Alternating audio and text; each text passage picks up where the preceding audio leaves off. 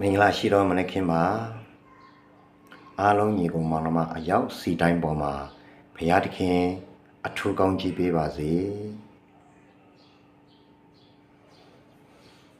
ဒီနေ့မနေ့ခင်မှာပြန်လည်ပြီးတော့ဘုရားရဲ့နှုတ်ကပတ်တော်ဖတ်ရှုဆင်ခြင်လေ့လာတဲ့အခါမှာ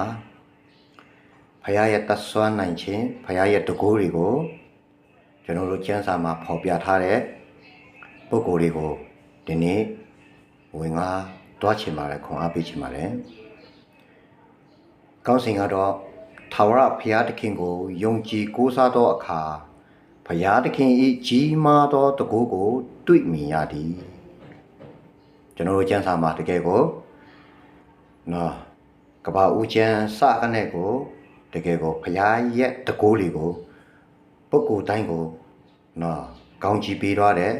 မြင်စေတယ်တတိရှိပါတယ်ကျွန်တော်တို့ကဘာဦးကျမ်းမှာရေလွှမ်းမိုးခြင်းကိုနောဤကနေကိုစပြီးတော့ဘုရားကအမှုပြုတယ်ရေလွှမ်းမိုးခြင်းဖြစ်စီရင်ခြင်းကိုနောဤဘုရားသခင်စကားကိုယုံကြည်အဖြစ်ရေလွှမ်းမိုးခြင်းကိုလွတ်မြောက်ရသည်နောဤမိသားစုတစုလုံးကိုရေလွှမ်းမိုးခြင်းကိုလွတ်မြောက်တဲ့ပြီးတဲ့ဘုရားဖြစ်တယ်ဟာလေလုယာကျွန်တော်တို့ပြန်လည်ပြီးတော့ကျမ်းပိုက်ထဲမှာပြည့်စုံခြင်းကိုကျွန်တော်တို့ပြန်လေ့လာတဲ့အခါမှာရှိတော်ညီကောင်မောင်နှမတို့ကဘာဦးကျမ်းခန်းကြီး6ပိုက်ငယ်73နဲ့14ကိုဖတ်ရှုကြည့်ပါတွေ့မြင်လာလိမ့်မယ်ပြီးရင်ကဘာဦးကျမ်းခန်းကြီး9ပိုက်ငယ်1မှာဖတ်ရှုပါကဘာဦးကျမ်းခန်းကြီး9ပိုက်ငယ်4မှာကြည့်ရှုပါပြီးရင်ကဘာဦးကျမ်းခန်းကြီး9 19နဲ့21ကိုအဆုံးထိဖတ်ကြည့်ပါအဲ့လိုဆိုရင်နောဤရဲ့ဖြစ်စဉ်နဲ့ကြောင်းရင်းဘုရားရဲ့တကူတွေကိုပြတဲ့တတ်ဆွမ်းနိုင်ခြင်းတွေကိုအလုံးတွေ့မြင်လာလိမ့်မယ်ဒုတိယကတော့အာဗြဟံကဘုရားသခင်ကိုယုံကြည်ကိုးကွယ်သောအခါလူမျိုးကြီးဖခင်ဖြစ်လာတယ်ဒါတော့ကျွန်တော်တို့ကျမ်းစာထဲမှာဖော်ပြထားပါတယ်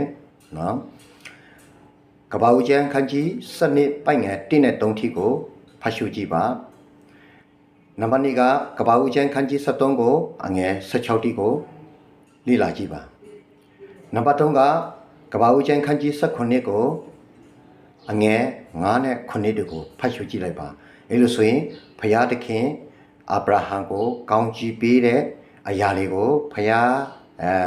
သူကလူသားအလုံးရဲ့ဖခင်ဖြစ်လာတယ်ဆိုတာဘုရား